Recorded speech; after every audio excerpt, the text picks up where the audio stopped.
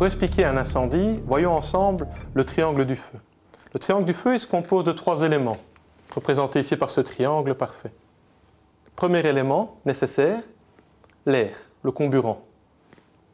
Deuxième élément, la source d'énergie calorifique, quelle qu'elle soit, de manière à alimenter et activer ce début d'incendie. Troisième et dernier élément, le combustible. Le combustible peut être solide, liquide ou gazeux. Une fois que les 3 éléments sont réunis, l'incendie peut avoir lieu.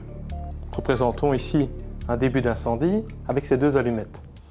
Le soufre va servir d'énergie calorifique, l'air composé à 21% d'oxygène, tout pour la parfaite combustion, et le bois servira de combustible.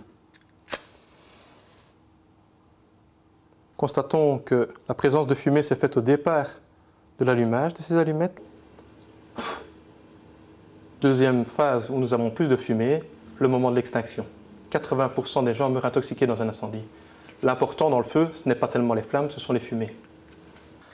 Pour éteindre un feu, l'idée est d'intervenir sur ce triangle du feu et donc de retirer un des éléments du feu, de casser ce triangle. Prenons l'exemple du comburant, l'air.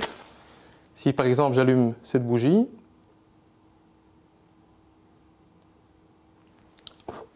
tant que l'air est présent autour de cette bougie, celle-ci pourra brûler.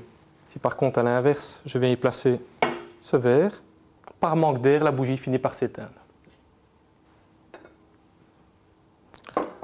Prenons maintenant l'intervention sur les différents types de combustibles.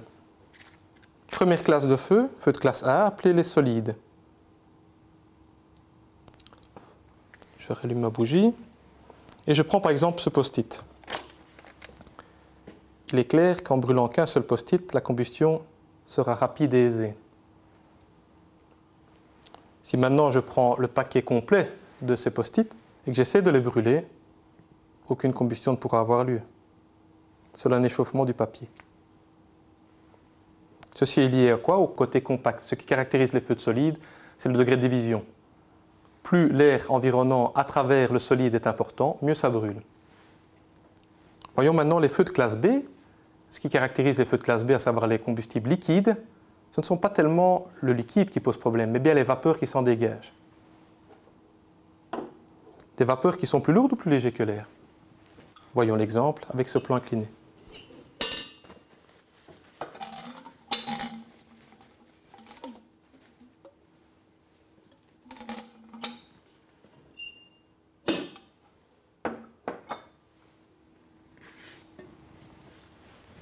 Si les vapeurs sont plus lourdes, elles vont donc aller chercher la source d'énergie.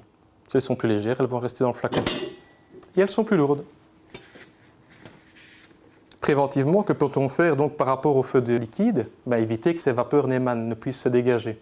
Et dans ce cadre-là, bien fermer le flacon, travailler avec des flacons adaptés et éviter de les stocker dans des zones surchauffées où on risque d'avoir un dégagement plus important de vapeur. Dernière classe de feu, les feux de type gaz. Les feux de classe C. Constatons que la plupart des combustibles gaz sont également plus lourds que l'air. Preuve en est avec ce déodorant, et je viens donc mettre ma source d'énergie au fond du flacon. Il ne se passe rien. A l'inverse, si je remonte vers le haut du flacon, j'arrive à un moment à un bon échange air-gaz et l'inflammation peut avoir lieu.